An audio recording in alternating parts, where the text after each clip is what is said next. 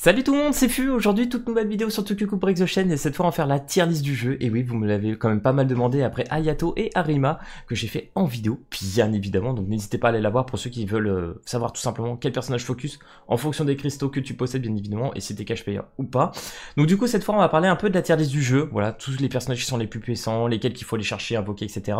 Même si plus tard je ferai un gros guide complet vraiment pour les débutants, pour ceux qui veulent commencer le jeu et sur un nouveau serveur, bien évidemment. Je pense que ça pourra vous aider. Je pense avoir quand même un peu tryhard le jeu, donc on verra ce que ça donne, mais franchement les gars, pour l'instant sur ce jeu je me prends un grand kiff, donc j'espère que ça va durer et que les devs bien évidemment ne feront pas trop de la merde. D'ailleurs pour ceux qui se posent la question, vous avez aussi une tier list in-game faite par les devs qui est quand même pas trop mal.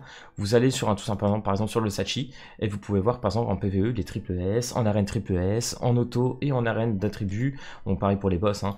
Donc des très bons personnages, etc. Donc en général j'ai vu avec les autres, parce que cette tier list bien évidemment je l'ai pas fait tout seul, mais on est tous d'accord pour dire dans l'ensemble que la tier list in-game est quand même de plutôt bonne facture, donc n'hésitez pas à aller la regarder, elle est quand même pas trop mal. Donc pour ma part, pour que ça ait un sens et que ça soit assez intéressant, j'ai divisé la tier list en 3 parties. Donc j'ai fait avec la partie mono-cible, donc solo target pour les personnages qui tapent sur une cible. On a ensuite l'AOE, donc tous ceux qui tapent sur plusieurs personnages. Et bien évidemment une dernière tier list avec tous les personnages plutôt support. Donc du coup les gars, c'est parti.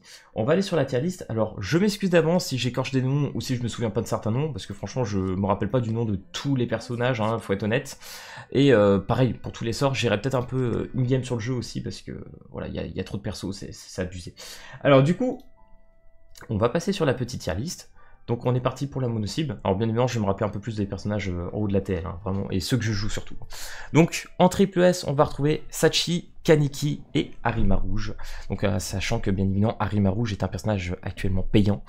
J'espère qu'on pourra l'avoir aussi gratuitement, mais pour ma part voilà, je suis en train de le chercher aussi un petit peu parce que ça reste bien évidemment un très bon personnage qui va taper très fort. Il a un système de poursuite qui va mettre des dégâts supplémentaires et à partir du 3e doublon aussi qui va gagner pas mal de crit.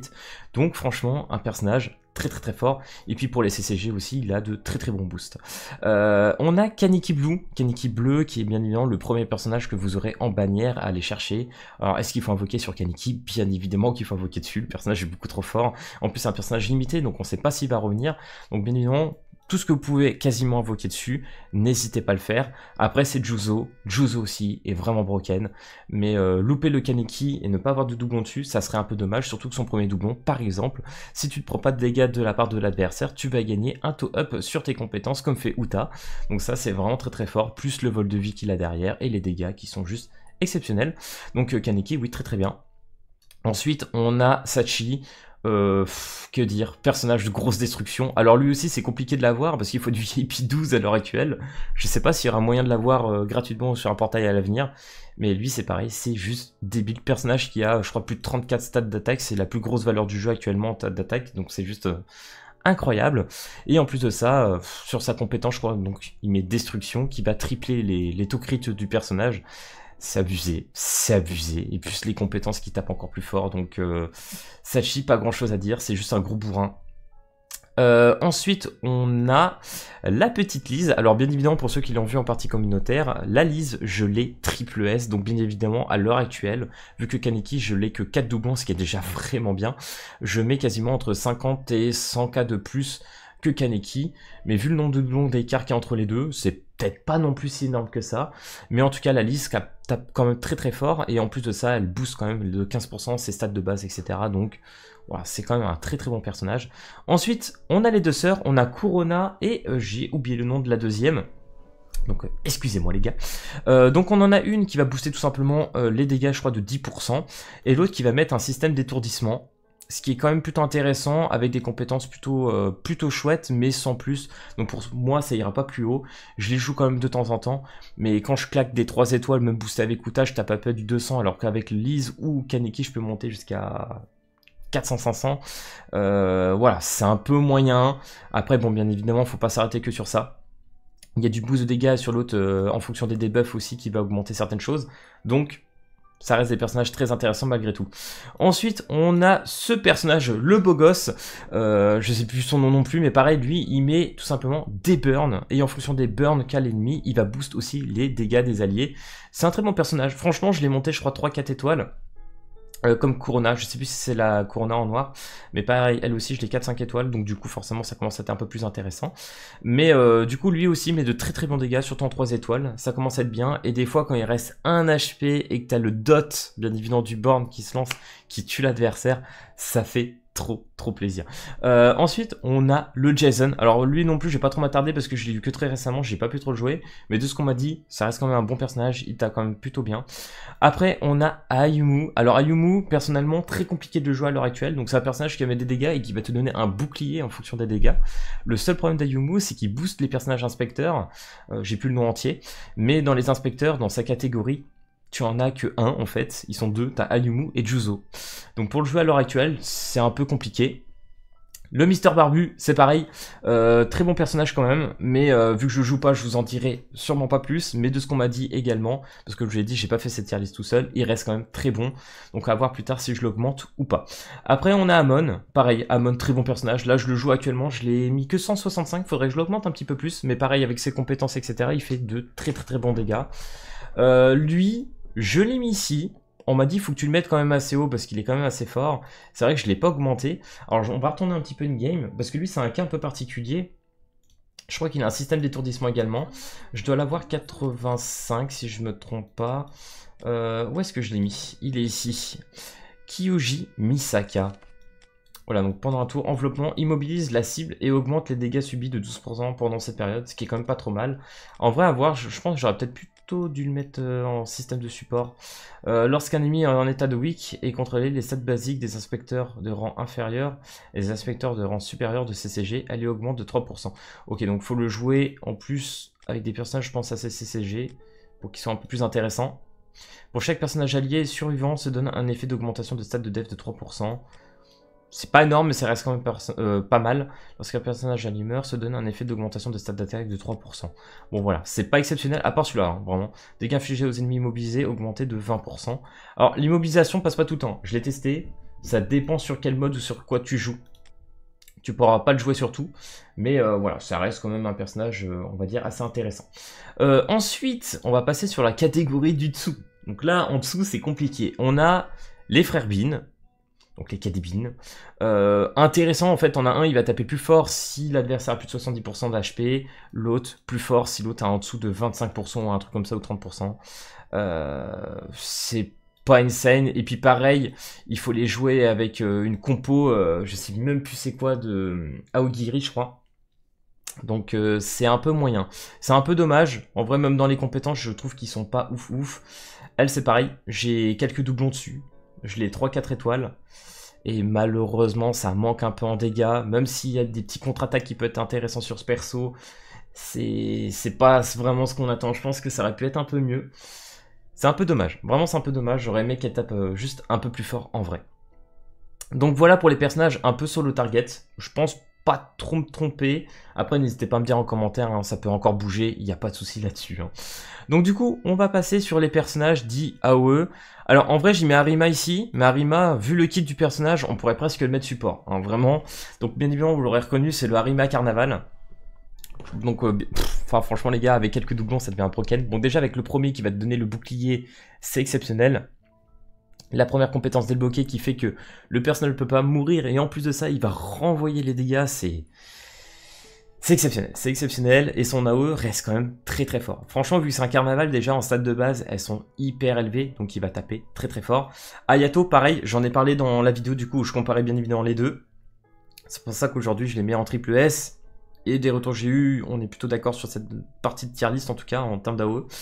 Donc Ayato, hein, pareil, donc avec le premier doublon, il va gagner des dégâts supplémentaires, des taux crit, et la troisième augmentation de stade de base aussi, enfin beaucoup de trucs comme ça, et avec les augmentations ça devient juste abusé, je n'arrive plus à parler, et bien évidemment avec sa première compétence débloquée, tu vas mettre une attaque qui va taper quand même assez fort en début de jeu, plus sur ses compétences qui ignorent la def, etc. Enfin...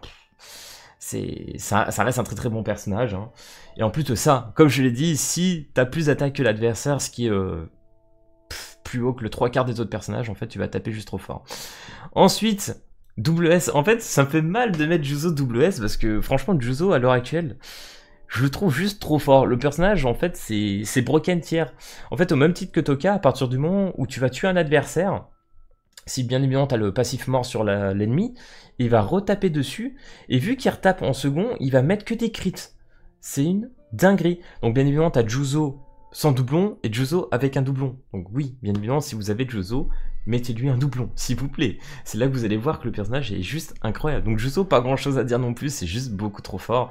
Toka pareil, elle a de bons dégâts, mais pour moi elle est quand même moins forte que Juzo. Pour vous dire, Toka je l'ai B+, elle tape quand même à l'heure actuelle un peu moins fort que Juzo, qui est juste une étoile. C'est quand même incroyable. Après, derrière, bien évidemment, elle a les attaques supplémentaires comme Juzo et l'ultra poursuite qui va mettre quand même beaucoup plus de dégâts.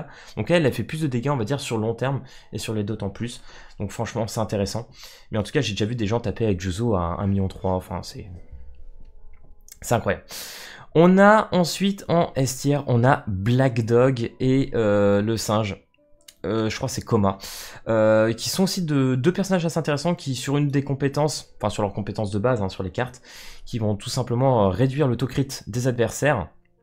Ensuite, tu as bien évidemment Black Dog qui va boost la team antique.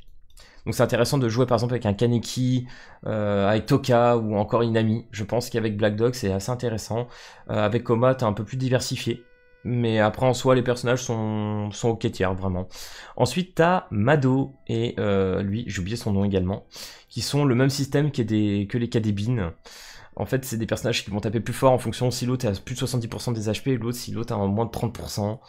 Et puis après sur les compétences, bon bah voilà, t'as 2-3 petites particularités intéressantes sur les deux personnages, mais c'est pas transcendant non plus, donc pour moi ils vont rester là. Ensuite, t'as ce dernier personnage que j'ai mis en A tiers, donc il va jouer sur du vol de vie, et même sur sa caractéristique de base, c'est pas exceptionnel. Et même en statistique de base et en taux sur sa compétence, taux de dégâts, ils sont assez faibles. Donc c'est dommage, le personnage, il sera pas exceptionnel, malheureusement. Du coup, on passe au support. Alors à la base, pour les supports, j'avais décidé de mettre Inami, en fait un peu comme ça. Sauf qu'en fait, Inami, c'est vrai que bah déjà, voilà, on le sait avec Ayato qui va arriver, elle va prendre cher. Et il y a certains contenus où c'est pas évident non plus de la caler. Et elle peut pas des fois te sauver autant qu'un, par exemple peut-être qu'un Yomo, que me disaient certains. Parce qu'il me disait que lui, il a Inami 6 étoiles, et que son Yomo, actuellement, 1 ou 2 étoiles, le souffle plus qu'une Inami, par exemple. Parce qu'un Yomo, il a des boosts quand même de 15% de PV max, et un boost de dégâts, donc c'est très très intéressant, c'est un très très bon support. Donc bien évidemment, on va commencer par Uta. Bon, même si j'ai commencé déjà à parler un peu des autres, mais du coup, oui, vous le savez, Uta, pas grand chose à présenter. Il va arriver après Juzo, personnage que tu dois invoquer à tout prix. Certes, il n'est pas limité comme les autres personnages, mais il te le faut au moins une fois. En fait, t'as Tokyo Ghoul Break the Chain avec Uta, et t'as Tokyo Ghoul Break the Chain sans Uta. c'est une dinguerie. Donc bien évidemment, les ups de compétences, etc. Plus avec son premier passif qui est déjà activé débloqué de base, qui permet de mettre une attaque en fin de compétence, ce qui est bien, plus les boosts avec les autres compétences, mais franchement, même sans doublon, Uta reste OP, c'est incroyable, il est juste indispensable pour moi. Après t'as Inami très intéressante parce que c'est un personnage qui va te heal, et actuellement en heal sur le jeu, t'en as pas tant que ça. Je crois que j'avais oublié, mais Elise aussi, il me semble qu'elle a une petite partie de heal, mais je peux me tromper. Mais en tout cas, oui, à la fin dès que tu claques une compétence de Inami, en fin de tour, elle va boost en fonction des dégâts du personnage, elle va donner du heal, voilà, tout simplement. Donc ça c'est intéressant, moi actuellement je crois que je gagne 50k de heal avec, donc ça reste quand même pas trop mal. Yomo, donc j'en ai parlé, voilà, de bons dégâts en plus sur le personnage aussi également, plus le boost de PV max et de dégâts supplémentaires, très très bon perso. Ensuite on a Iwao, je crois. Donc pareil, lui il met une grosse barrière de blocage, barrière de blocage, il met plutôt un blocage et un effet qui met tous les dégâts sur lui-même, je sais plus comment on appelle ça, provocation, voilà, chercher le mot provocation. Un très gros tank, très gros sac à PV tank, donc très intéressant. Chou, pareil, il va taper, il va mettre sa compétence, et après il va mettre une sorte de barrière de provocation qui va mettre tous les dégâts sur lui-même, avec réduction de dégâts bien évidemment subis.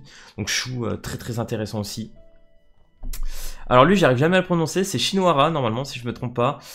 Shinohara pareil, très très bien, il met une barrière après un début de tour. En fait dès que tu commences t'as une barrière avec lui qui est très très intéressante, et dès que tu lances une compétence avec lui tu vas avoir ensuite réduction de dégâts subis grâce à ce personnage. Donc très intéressant. Shinohara, franchement si t'as pas Iwao, Shinohara t'aide très bien même en PVP, sur même pas mal de contenu. Il est très très très intéressant. Ensuite on a Ryoko. Ryoko, bah malheureusement pour l'instant on peut pas trop la voir.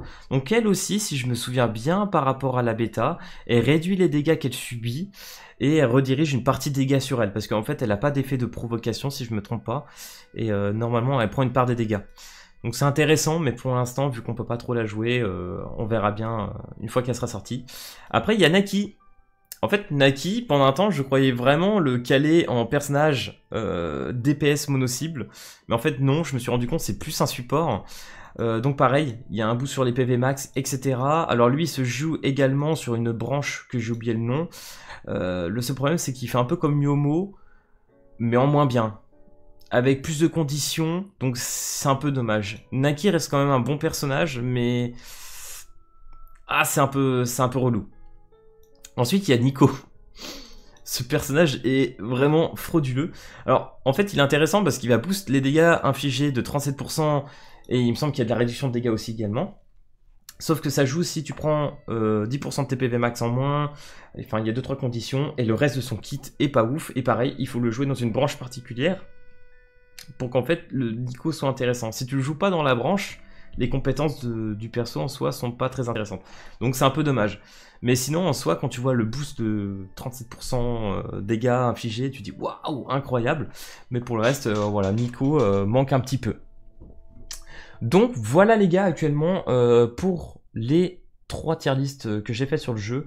Et merci à tous ceux sur les Discord qui m'ont aidé, et même sur le Discord off. Voilà, j'ai essayé de contacter quelques personnes qui tryhardaient un peu le jeu, qui m'ont permis de faire à peu près cette tier list comme je le voulais, voilà, histoire qu'on soit un peu carré, parce que c'est vrai que même moi pour ma part, vu que je joue au jeu pas avec tous les personnages, etc., et que je peux pas encore tous les monter, ça prend un peu de temps, même si là pour l'instant, bah je vais pas vous mytho, hein, je suis full UR dans tous les sens, donc là on commence à être vraiment très bien.